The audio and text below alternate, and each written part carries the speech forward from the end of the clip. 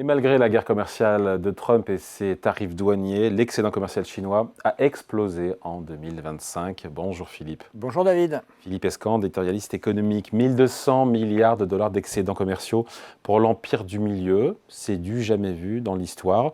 Malgré la hausse des droits de douane de Trump, c'est pas le contraire de ce qu'il aurait voulu, le président américain, avoir un excédent aussi important de la Chine, sauf qu'il ne se fait pas vis-à-vis des États-Unis. C'est ça qui peut le rassurer. Oui, alors, Donald Trump, évidemment, c'est très paradoxal. Mais de toute façon, toute cette histoire est extraordinairement paradoxale et les résultats qu'on a aujourd'hui ne sont pas du tout ceux qu'on pouvait imaginer. Alors évidemment, quand Donald Trump a mis ses tarifs, il avait quand même deux objectifs principaux, même trois, on va dire.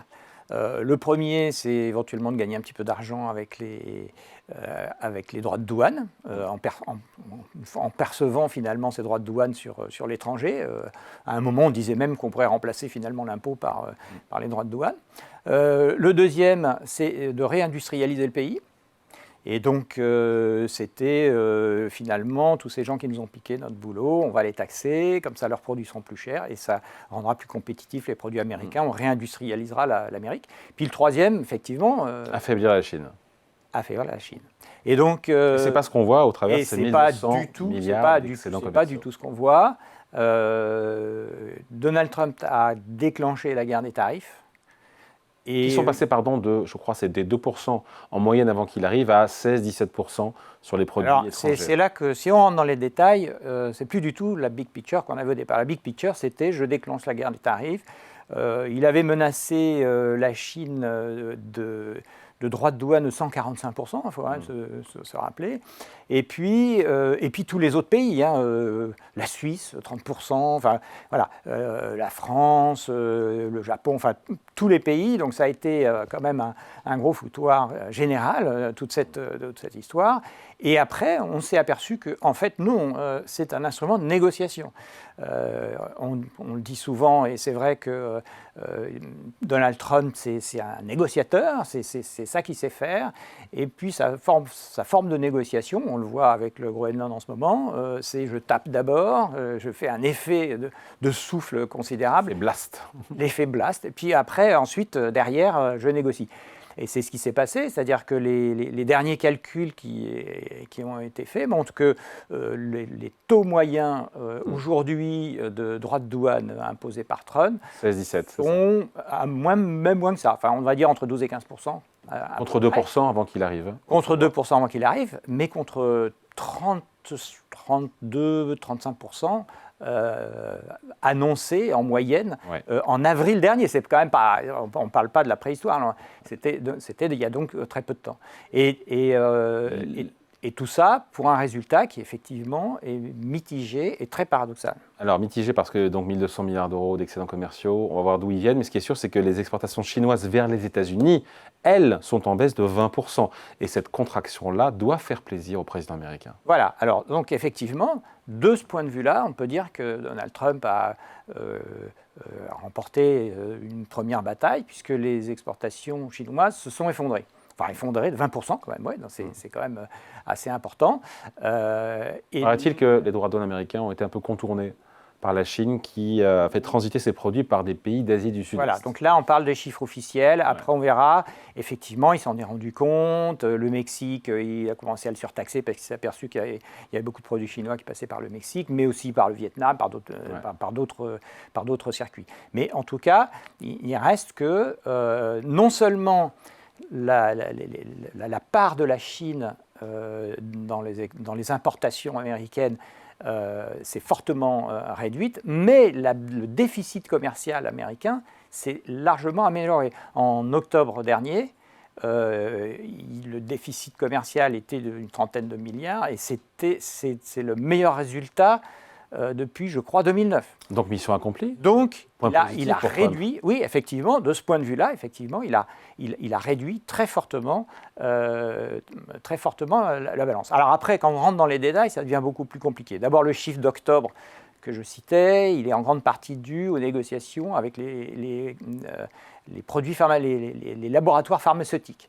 Donc il y a eu un effondrement des importations de produits pharmaceutiques suite à des négociations avec les grands laboratoires qui ont relocalisé de la production, et puis aussi du fait, et ça dépasse les produits pharmaceutiques, du fait que énormément de produits, il y a eu du surstockage aux États-Unis en avance des droits de douane, et que donc effectivement aujourd'hui il y a moins, il y a eu un boom d'importation à ce moment-là, et maintenant il y en a de ce fait-là beaucoup moins. Donc ça c'est effectivement la chose un peu la plus importante, enfin, la plus visible en tout cas aujourd'hui, c'est cette amélioration de la balance commerciale, mais elle est due aussi à des faits qu'on ne maîtrise pas très bien. Par exemple, le chiffre d'octobre, c'est les exportations d'or. Alors on ne sait pas très bien, mais les États-Unis exportent beaucoup de lingots d'or, et donc ça a modifié, ça a joué sur la balance commerciale. Et donc, voilà, on est dans un tableau qui est beaucoup plus mitigé que ce qu'il apparaît. Et l'autre paradoxe, c'est que, en revanche, et là, il n'a pas gagné la bataille, c'est qu'au lieu d'affaiblir la Chine, il l'a probablement renforcée. Exactement. Et c'est là où j'ai envie de comprendre d'où vient cet excédent commercial record. Apparemment, les firmes chinoises ont réussi à écouler ailleurs dans le monde, en Europe, en Afrique, en Amérique du Sud, leurs produits, c'est ça? Oui, je pense qu'il y a deux raisons. La première, c'est effectivement la diversification à marche forcée des exportations chinoises vers tous les autres pays. Alors, si on regarde les chiffres, effectivement, donc elles ont fortement baissé aux États-Unis, je disais moins 20%, mais elles ont augmenté de 13-14% dans la zone proche de l'Asie. Asie du Sud-Est, mais enfin, toute l'Asie en général. Elles ont augmenté de 6 à 8% en Europe. Ça, on le voit bien avec nos histoires d'automobiles, etc. Enfin, et puis, Emmanuel Macron l'a redit encore récemment, le déversement chinois en Europe. C'est vrai, ça? Il y a un déversement chinois. Oui, bien sûr. Enfin, en tout cas, il y a une augmentation très forte de ce type-là. Et puis, des choses qu'on voit moins. L'Amérique latine, je crois que c'est plus... L'Amérique latine, c'est plus 7%. Et l'Afrique, plus 30%. Et l'Afrique, plus... oui, alors moi, j'ai 26%, mais enfin, on va dire, voilà, autour de 30%. Donc, c'est absolument colossal. Évidemment, tous les acteurs ne pèsent pas du même poids. L'Afrique ne pèse pas le poids de l'Europe. Mais alors, donc ça, c'est la première raison. Puis, il y a une autre raison aussi qui... ils importent moins, les Chinois. Alors, ah oui, alors... Il y a ça aussi? Si leur excédent vient aussi du fait que les importations sont moins dynamiques que les exports. Les importations ont augmenté encore. Oui, mais moins dynamiques que les exports. Elles sont moins dynamiques que les exports. De toute façon, le modèle économique de la Chine, et on en reparlera peut-être tout à l'heure, mais le modèle économique de la Chine et son problème, et qui est à la fois son atout et son problème, c'est que c'est une économie qui est drivée par les exportations.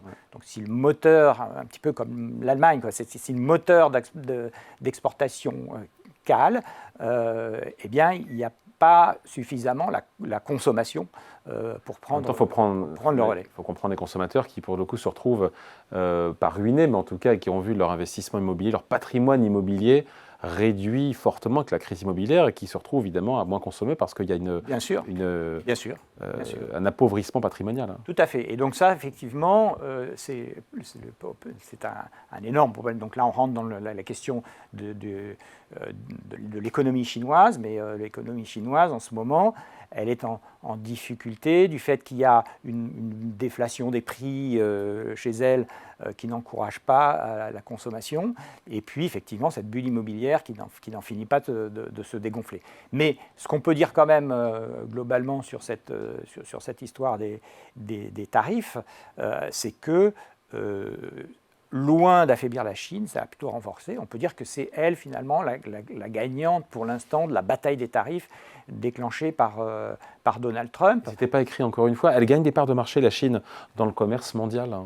Oui, elle gagne des parts de marché. Et alors là, c'est l'autre raison aussi, c'est que ce n'est pas seulement juste une histoire de réorientation, d'agressivité commerciale, ça c'est vrai, mais c'est aussi la montée en gamme considérable des produits chinois et qui donc viennent taper dans tout un tas, on le voit effectivement en Europe, notamment avec l'Allemagne, avec d'autres pays, c'est-à-dire qu'aujourd'hui la Chine arrive avec des produits dont certains sont plutôt haut de gamme et dont sont très compétitifs, même en qualité, par rapport à ce qui se fait en Europe, bon, sans parler des États-Unis, qui donc est finalement en voie de fermeture par rapport au reste du monde.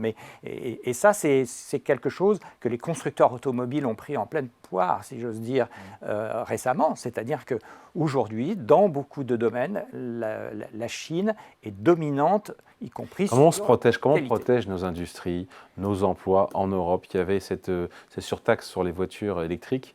Oui, qui va se mettre en œuvre. Hein. Elle a été décidée, le schéma a été présenté à la Commission européenne, ça va se mettre en œuvre avec tous les retards inhérents à la machinerie, à l'inertie de la bureaucratie européenne. Mais enfin, ça existe. Il y a aussi le mécanisme de taxe carbone aux frontières qui est en train de se mettre en œuvre aussi. Il y a tout un appareil dont on ignore l'efficacité, mais tout un appareil en tout cas de protection qui se met en œuvre. Mais en fait, la solution pour l'Europe, alors si on voit du point de vue européen, c'est finalement de faire un peu comme tous les pays, tous les pays en voie de développement, c'est-à-dire d'essayer de protéger son industrie tout en essayant de rattraper finalement son retard sur les produits chinois. Et c'est compliqué parce que ça veut dire qu'il faut être...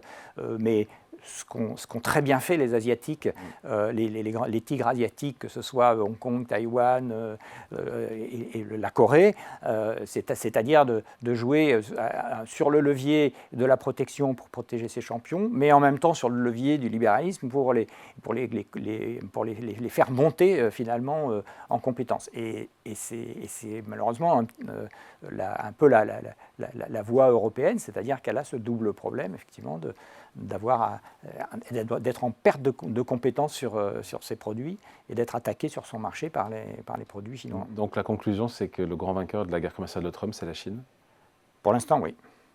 Pour l'instant, oui. La Chine a des problèmes intérieurs, mais il y a le dernier aspect, c'est quand même que pour les États-Unis, cette histoire des tarifs, il y a une étude économique qui est sortie récemment qui dit que quand même 90% de la hausse des prix des tarifs, et ça ne concerne pas que la Chine, eh bien, se retrouve dans le prix final au consommateur. Et du coup, Donald Trump est obligé de baisser les taxes sur les pâtes, sur le café, parce que tout d'un coup, la population commence à se rendre compte que ça pose un problème et donc que ce n'est pas du tout populaire. Donc, je pense que l'histoire de 2026 sera bien différente de ce qu'on voit là sur 2025. Allez, merci beaucoup. Explication, point de vue signé Philippe Escan, éditorialiste économique. Merci Philippe. Merci David.